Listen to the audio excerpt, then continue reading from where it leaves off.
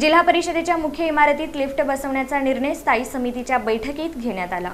जिल्हा परिषदेच्या स्थायी समितीची बैठक मंगळवारी अध्यक्ष दीपक वैद्य यांच्या अध्यक्षतेखाली शिवरत्न सभागृहात पार पडली। या बैठकीत जिल्हा परिषदेच्या मुख्य इमारतीत लिफ्ट बसवण्याचा महत्त्वपूर्ण निर्णय घेण्यात आला। तसेच आरोग्य विभाग, शिक्षण विभाग आणि विविध विकास कामांबाबत अनेक विषयांवर चर्चा करून निर्णय घेण्यात आले। बैठकीस उपाध्यक्ष इंद्रजित पवार, मुख्य कार्यकारी अधिकारी कुशल जैन, अतिरिक्त मुख्य कार्यकारी अधिकारी संदीप कोहिनकर, उपमुख्य कार्यकारी अधिकारी सूर्यकांत भुजबळ, लेखा व वित्त अधिकारी मीनाक्षी वाकडे, महिला व बालविकास अधिकारी प्रसाद मिरकले, कृषी व पशुसंवर्धन सभापती रामप्पा चिवडचेट्टी, शिक्षण व आरोग्य सभापती चेतन सिंह केदार सावंत, महिला व बालकल्याण सभापती अमृता वाघे, समाज कल्याण सभापती संस्कृती सातपुते, पक्षनेते रश्मी बागल, सदस्य पृथ्वीराज माने, आदिनाथ देशमुख यांच्यासह स्थायी समितीचे सदस्य आणि जिल्हा परिषदेचे सर्व विभाग प्रमुख उपस्थित होते।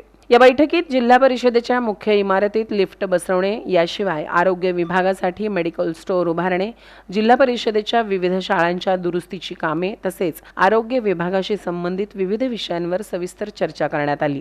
मात्र या बैठकीत सर्वात महत्त्वाचा विषय होता तो स्थायी समितीच्या बैठकीस अनुपस्थित राहिल्याबद्दल जिल्हा आरोग्य अधिकारी डॉक्टर सतीश कोपरवाड, कारण या बैठकीला ते उपस्थित नव्हते। ते उपस्थित नसल्याकारणाने अध्यक्ष दीपक वैद्य यांनी त्यांना नोटीस बजावण्याची सूचना या बैठकीत केली। बैठकीतील निर्णयांबाबत अधिक माहिती उपाध्यक्ष इंद्रजित पवार यांनी दिली।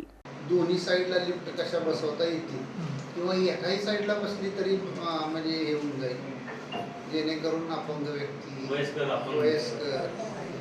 अशा लोकांना यायला सोयीचं जावं यासाठी अध्यक्ष स्वतःच आग्रही होते। अध्यक्षानेच ते